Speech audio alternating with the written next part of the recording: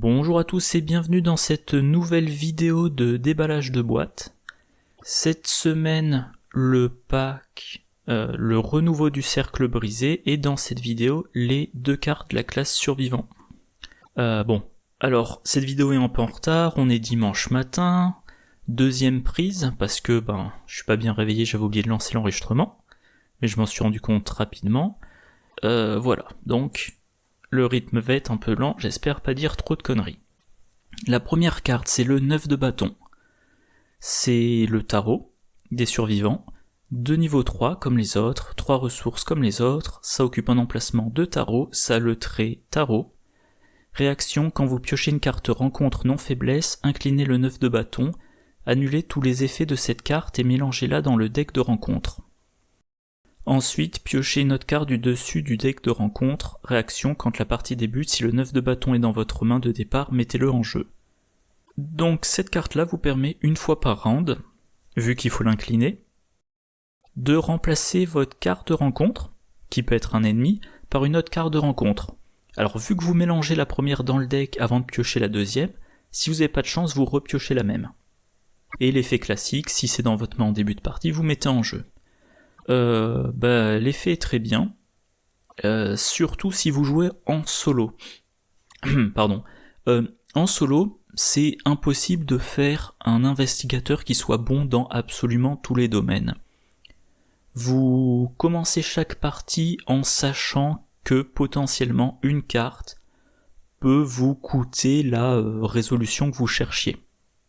Alors si vous connaissez bien la campagne, vous avez en tête les cartes spécifiques, sinon vous savez par exemple que votre investigateur il est mauvais en évasion. Et que si vous avez un ennemi que vous ne pouvez pas combattre et auquel vous devez vous échapper, votre partie est virtuellement finie. Donc le 9 de bâton va vous permettre d'éviter ces situations-là. Mettons par exemple que vous jouez Wendy, vous piochez la maigre bête de la nuit, donc qui a seulement 1 d'évasion, mais qui double le malus sur les tests d'évasion.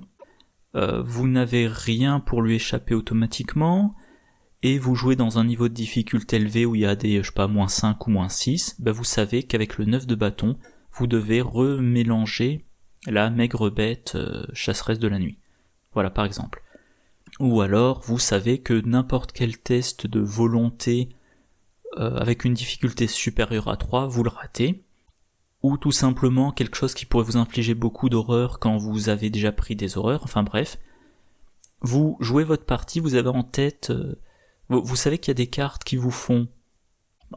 virtuellement perdre, c'est-à-dire qu'ils peuvent vous vaincre, ou tout simplement vous bloquer dans un lieu, et vous empêcher d'aller jusqu'au lieu dans lequel vous devez aller, ou dans le lieu dans lequel vous devez... le lieu dans lequel vous devez abandonner, ou le lieu dans lequel vous devez aller pour terminer le deck act, vous avez le 9 de bâton en guise de protection. Alors un truc que j'ai réalisé lors de mon enregistrement raté, il y a 5 minutes, voilà, je dis c'est utilisable une fois par round, sauf si vous jouez Ashcan. Ashcan, en action rapide, vous défaussez une carte de votre main, vous redressez un soutien que vous contrôlez. Alors il faut avoir la fenêtre d'action rapide, mais par exemple pendant la phase de mythe, vous utilisez l'atout, et si pendant votre round vous avez un effet, vous savez que vous allez avoir un effet qui vous fait piocher une carte de rencontre, préventivement vous redressez votre tarot, vous résolvez l'effet, je sais pas moi par exemple, piocher une carte de rencontre pour prendre 2 indices dans la réserve des pions, voilà, maintenant que votre tarot est redressé, vous piochez la carte rencontre, si elle vous convient, vous la résolvez, si elle vous convient pas, vous utilisez votre atout. Alors, l'effet de cet atout de remplacer une carte de rencontre par une autre, ça se rapproche de l'effet du docteur William T. Malson, un soutien chercheur. Voilà, il coûte 1, 2 points de vie, 2 points de santé mentale, c'est un allié, trait allié et miscatonique. Réaction, quand vous piochez une carte rencontre du deck de rencontre, inclinez le docteur William T. Malson et placez un de vos indices sur votre lieu, annulez la pioche de cette carte et mélangez-la dans le deck de rencontre. Ensuite, piochez une nouvelle carte. Donc Melson, il vous fait le même effet, mais ça vous coûte un indice. Alors pour les chercheurs, c'est pas trop gênant de dépenser un indice. Il a un petit peu de résistance. Bon, moi c'est un allié que je joue beaucoup quand je fais du solo expert. Parce que non seulement il permet de remplacer des cartes rencontres par d'autres, mais en plus il peut un peu encaisser. Et éventuellement on le sacrifie sur, je sais pas moi, une main saisissante. Voilà. On a aussi, toujours en chercheur averti, un événement. Voilà, rapide à jouer quand vous piochez une carte traîtrise non faiblesse. Placez un de vos indices sur votre lieu, ensuite annulez l'effet révélation de la carte traîtrise. Voilà, donc averti a l'avantage qu'on ne remplace pas la carte. Mais c'est à usage unique. Et chez les survivants, on a éprouvé sa détermination, qui existe maintenant en 3 versions, donc de niveau 0, de niveau 1 ou de niveau 2. Là j'ai pris la version de niveau 1 qui est la première sortie. Donc un événement qui coûte 1, rapide, à jouer quand un investigateur dans votre lieu pioche une carte traîtrise non faiblesse, annulez l'effet révélation de cette carte traîtrise, bannissez et prouvez sa détermination. Donc une carte à usage unique, vu que c'est un événement. Cette version-là en plus il faut la bannir, mais c'est utilisable pour tous les investigateurs. Et on pioche pas de carte de remplacement. Voilà, donc le 9 de bâton, une carte qui sur le papier est très bien. Moi je joue très peu des survivants en solo. Quand je joue des survivants en duo, enfin en solo, je sais pas, généralement je pars du principe que chaque membre du groupe, enfin chaque membre du binôme est capable de s'occuper de ce qu'il faut, ou d'apporter le soin, ou de combattre l'ennemi, donc je sais pas si c'est une carte que je jouerai beaucoup. Sauf peut-être éventuellement si prochainement je joue Ashcan Pit en solo. La deuxième carte, l'épreuve du feu, un événement de niveau 3 qui coûte 2, qui a 2 icônes libres, trait esprit, rapide, à jouer uniquement lors de votre tour, jusqu'à la fin de votre tour, fixez la valeur de base de chacune de vos compétences à 5, ou d'une seule de vos compétences à 7. Alors la version de niveau 0, elle coûtait 3, elle avait un seul icône libre, et elle permettait de monter une compétence à 5. Donc là c'est pas une à 5, c'est une à 7 ou tout à 5. Alors, dans quel deck, avec quel investigateur je vois bien cette carte, moi, avec Patrice. Pourquoi? Alors Patrice, elle est 4-2-2-2, donc elle a sa volonté qui a 4, c'est pas mal, mais pour le reste c'est pas génial. Donc pouvoir monter, pour la volonté ça ferait qu'un bonus de plus 1, mais pour l'intelligence, la force et l'agilité, ça ferait un plus 3, ce qui est quand même très significatif. En plus de ça, dans un deck Patrice, on veut les cartes les plus polyvalentes possibles, vu qu'elle a son effet, lors de la phase d'entretien, au lieu de piocher une carte, défausser toutes les cartes non faiblesse de votre main et piocher jusqu'à avoir 5 cartes en main. Donc elle ne peut pas conserver en main. On peut pas stocker une carte en main en se disant je garde ça pour le moment où je serai dans telle ou telle situation. Et dans le pire des cas, si vous n'avez pas besoin de booster ces caractéristiques, l'épreuve du feu, ça sera de niveau 3, ça sera quand même 2 icônes libres. Donc un plus 2 sur un test. Si par exemple elle n'a pas les ressources pour payer la carte. Ça peut aussi être intéressant dans un deck Lolai's, qui a 3 de partout, qui donc pourrait passer à 5 de partout, ou 7 dans une compétence. Ah oui, à noter un truc que j'ai pas mentionné, monter une compétence à 7, ça sera plutôt un truc pour un investigateur spécialisé. Mettons que vous jouez William Yorick comme combattant du groupe, lui ce qui l'intéressera c'est d'avoir une force de 7 pendant tout son round parce qu'il a 6 dégâts infligés à des ennemis.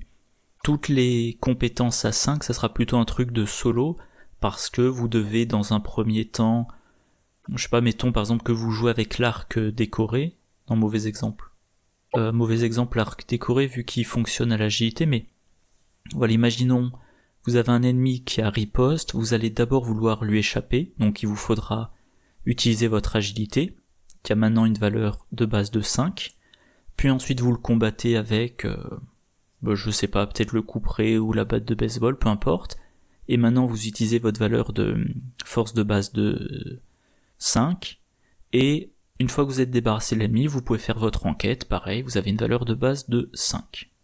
Alors, un des autres aspects, c'est que monter toutes les compétences à 5, ça va servir si on fait plusieurs actions différentes, mais ça va aussi filer un énorme bonus si on utilise une carte qui combine 2 valeurs de compétences. Alors là, j'ai regardé pour Lola Eyes, ce qu'elle peut, toutes les cartes qui ont dans le texte, toutes les cartes qu'elle peut jouer qui ont dans leur texte ajouté. On a par exemple outil de crochetage. Voilà, enquêter, ajoutez votre valeur d'agilité à votre valeur de compétence pour cette enquête. Donc avec outil de crochetage, vous enquêtez à intelligence plus agilité. Grâce à l'épreuve du feu de niveau 3, chaque valeur de compétence de base est passée à 5. Donc vous additionnez les deux, vous êtes à 10. Si vous avez d'autres bonus passifs, vous pouvez monter encore plus haut. Vous avez par exemple Kuba, vous combattez à force plus agilité, donc pareil, vous combattez avec une valeur de 10. Forcer l'entrée, ça vous fait enquêter à intelligence plus agilité, avec en plus si vous réussissez de 2, ce qui est pas trop dur, vous échappez automatiquement à un ennemi. Se faufiler, vous échappez à intelligence plus agilité, et en cas de réussite avec 2 ou plus, l'ennemi ne se redresse pas. Former terré, échapper à volonté plus agilité. Lame spectrale, combattre à force plus volonté. Et enfin la dernière que j'ai notée, lire les signes qui permet d'enquêter à volonté plus intelligence pour avoir 2 indices d'un coup. Donc dans le cas de Lola, vu sa spécificité, vous pouvez uniquement jouer, attribuer ou déclencher les capacités des cartes neutres ou des cartes de votre rôle. Ce qu'il faudra qu'elle fasse, c'est qu'elle joue, il faudra qu'elle soit dans un rôle de survivant, qu'elle joue l'épreuve du feu. Voilà, c'est rapide. Ensuite, elle utilise son action rapide, elle change de rôle, par exemple pour passer en truand. Et pendant qu'elle est en truand, elle va, elle va jouer forcer l'entrée, faire une enquête avec une valeur de 10. Si elle réussit, elle échappe automatiquement à l'ennemi. Puis ensuite elle va activer ses outils de crochetage pour enquêter à 10, et éventuellement pour finir elle va pouvoir combattre l'ennemi qui est incliné dans son lieu avec une valeur de 10 par exemple. Voilà donc l'épreuve du feu, encore une fois, ah oui, un truc que je n'ai pas mentionné, c'est que la version de niveau 0, voilà, la version de niveau 0 coûtait 3, là cette version coûte 2, c'est 1 de moins. Alors, c'est pas grand chose 1 de moins, mais si vous jouez un deck caché son jeu, ça peut faire la différence. Je pense par exemple à Patrice Huffaway. Si vous la jouez dans un deck caché son jeu, vous pouvez, est-ce que j'ai sous la main? Voilà. Heureusement qu'il y a des gens qui mettent des revues détaillées. Si vous jouez Madame Labranche, vous commencez votre tour, vous n'avez aucune ressource. Donc vous inclinez Madame Labranche, vous gagnez une ressource, ça vous en fait une. Ensuite, vous, en action rapide, vous défaussez une carte de votre main et vous gagnez une ressource. Vous avez vos 2 ressources, vous payez l'épreuve du feu, de nouveau vous n'avez plus de ressources, donc toutes vos compétences sont à 5, ou alors une est à 7. Comme vous n'avez plus de ressources, l'effet de cacher son jeu s'active, et donc soit vous avez une compétence à 8 et toutes les autres à 3, soit vous avez toutes les compétences à 6. Voilà.